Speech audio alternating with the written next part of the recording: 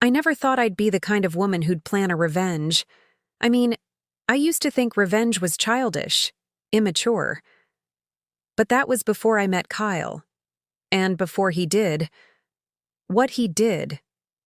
Let me rewind. Not all the way to the beginning. You wouldn't. Believe half of it anyway. But just enough so you understand why I did what I did. Kyle and I met at a charity gala in Chicago. Fancy dresses, fake smiles, overpriced wine, you know the type. He was smooth, charming, and just dangerous enough to keep things interesting.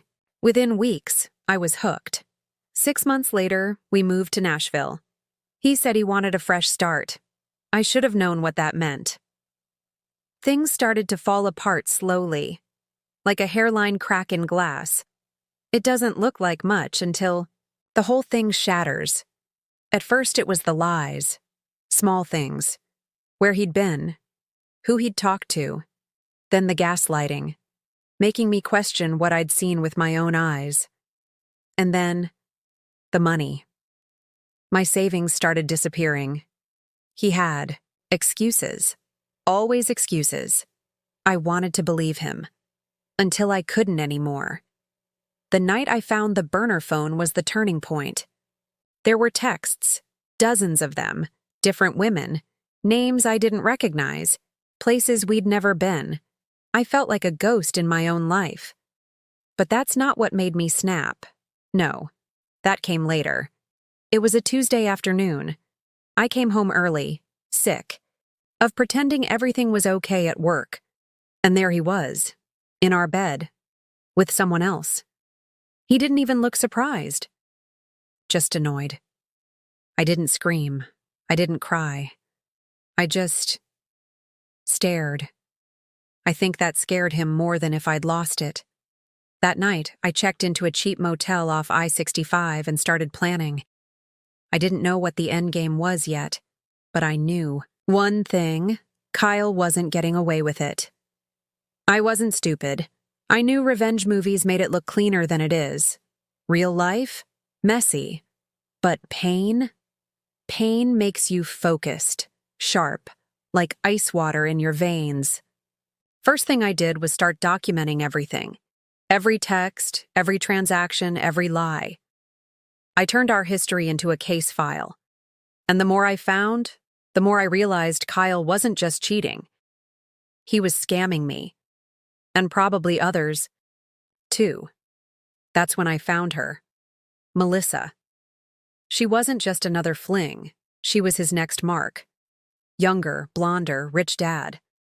The kind of girl Kyle could mold and drain. Like he did me. Except this time I wasn't going to let it happen. I called her. Didn't tell her who I was, just said I had info about Kyle she might want to know. She hung up. But 2 days later she texted me. Said he'd asked her to invest in his crypto startup. I laughed. Of course it was crypto. I met her at a coffee shop in Franklin, neutral ground. She was jumpy, skeptical. But when I showed her the photos, the texts, the money trail, she changed. It hit her. And you know what? That girl had fire in her. Together, we made a plan. 2 women he thought he broke, coming together. That's poetic, right? The night we executed it, I barely slept. Adrenaline's a hell of a drug. Kyle had no idea. That's what made it beautiful. I played the part, apologetic, regretful, asking for closure. We met at a rooftop bar in downtown Nashville. He wore that stupid cologne I used to love. He ordered us drinks. I told him I missed him. He smirked. Bastard. I waited until he was just tipsy enough. Then I leaned in and whispered, "Did Melissa enjoy your crypto pitch?" He froze. I saw it, just for a second, the mask slip. I slid him a flash drive. Said nothing, just smiled. Walked away. On that drive, every piece of evidence. Sent copies to Melissa, to his boss, to his parents. Even to the girl before me. I tracked her down too. 2 days later, he was fired. His bank accounts? Frozen. Turns out, he'd been funneling stolen Money through fake shell companies. Real white-collar soap opera stuff. Melissa pressed charges. I stayed anonymous in the reports. The headlines said, Nashville man accused of romance financial fraud. I framed one and hung it in my closet, right next to the dress I wore the day I left him. People ask if I ever feel guilty. I don't. He didn't just break my heart. He tried to erase me. Rewrite me.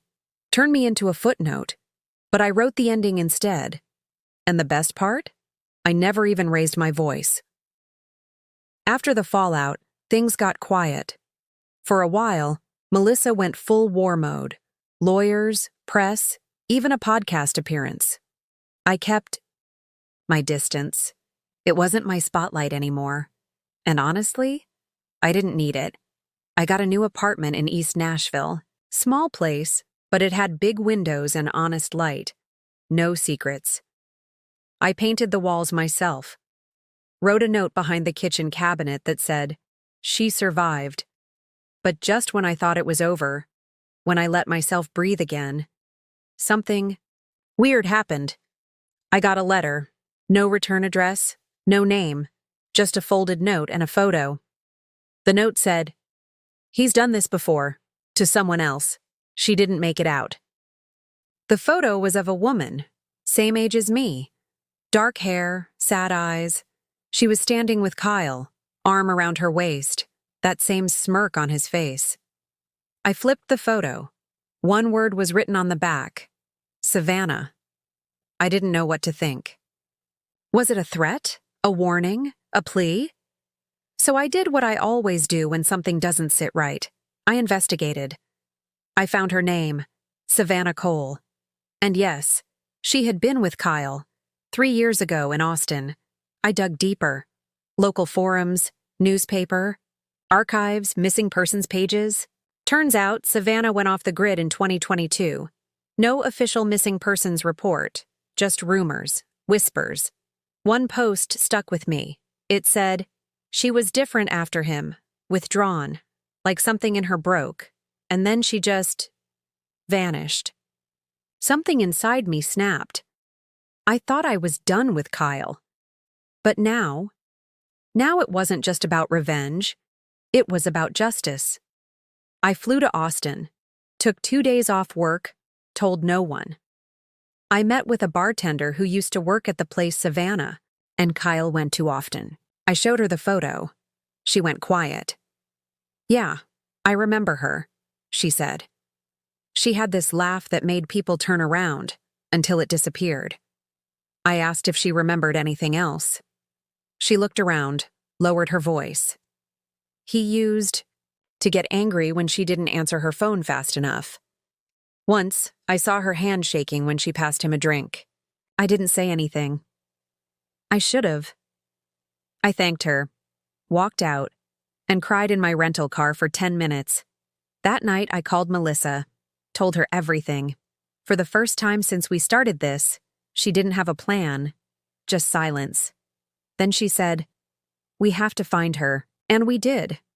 Savannah wasn't dead, but she might as well have been. She lived in a trailer in southern Louisiana, off-grid, no phone, no social. She looked like she'd been surviving, not living. When I told her who I was, she tried to shut the door. "I don't want trouble," she said. "You already had it," I replied. "But this time, you get to end it." We didn't convince her in a day. It took weeks, letters, a second visit. Finally, she agreed to talk to a lawyer Melissa recommended, told her story, gave testimony. And then, almost anticlimactically, Kyle was arrested again, this time for prior abuse and financial coercion. I didn't show up at the trial. But I read every line of the transcript. He cried, begged, blamed everyone else. Savannah's words, though? Stone cold. He used love like a weapon. I refused to be his casualty. When it was over, I visited Savannah one last time. Gave her something. A necklace. Simple. Silver. The back read, "We end things now." She smiled, real smile. First time I'd seen it.